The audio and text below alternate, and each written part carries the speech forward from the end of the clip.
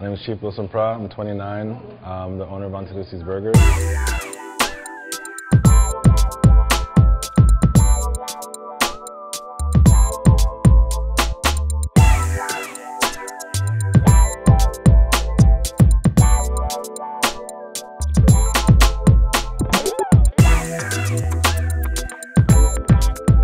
So I decided to start a restaurant because I'm just a creative person. I like to practice different things. So for my creative agency, Undisposable, we wanted to show that we could brand other types of, I guess, industries. So we do a lot of events. I basically wanted to showcase that we could also brand a restaurant.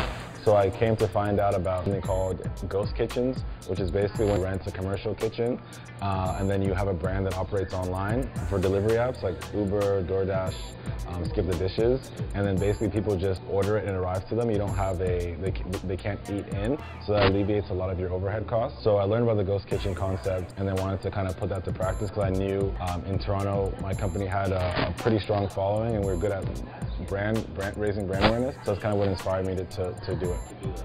I myself do not cook. This is a scenario where I hired a consultant. My consulting chef was a guy named Adrian Forte.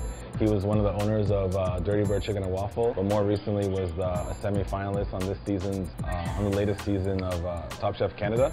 So he was a consulting chef. Him and I spent tireless hours kind of going, and our menu is very simple, but just wanted to get the proper ratio of meat, get the proper ingredients, and him and I went back and forth on that. Once we found the exact menu we wanted to use, then we hired cooks who work here every day, and then now he's, like I say, just a consultant, so he's here whenever needed, but basically now I manage the operation of the business.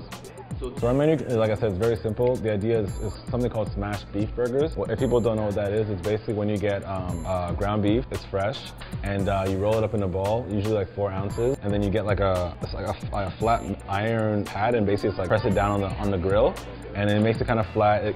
Each one is a bit different, and then you get American cheese and different sauces. So that's kind of like, it's like a more elevated, more gourmet hamburger. So we have what we call the Kamasi burger, which is a 4-ounce patty. We have the Accra burger, which is double that. It's a double patty.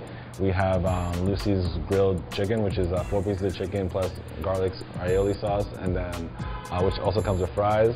And we have grilled cheese, like a junior grilled cheese, kind of more like for children. And then we have fries, and then that's basically it. It's basically burger and fries, but the burger is just like better meat and just kind of it's just done well. It's simple, but it's done well. The name Aunty Lucy came from my grandma.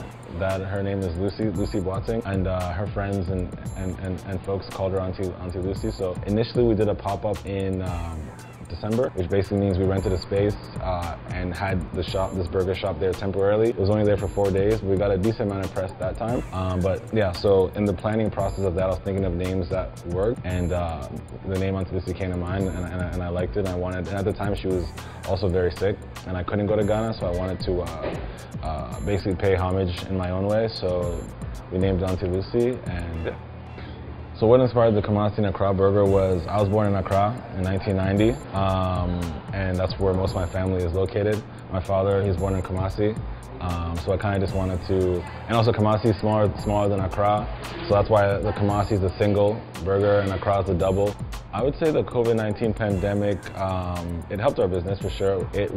We rolled the dice in terms of opening during this time because it could have went the other way where people might not have been interested in hearing about it. But I think the fact that we had done a pop-up before, people knew the brand, it had some popularity. And then I think also the alignment with us just making it very professional, getting consulting chefs, getting cooks from a very high level culinary agency, and just making all the aspects of it very, very tight. And I think also the raised awareness of people wanting to support Black businesses really just made the perfect storm of us getting the right highlight at the right time, and it just allowed us to thrive.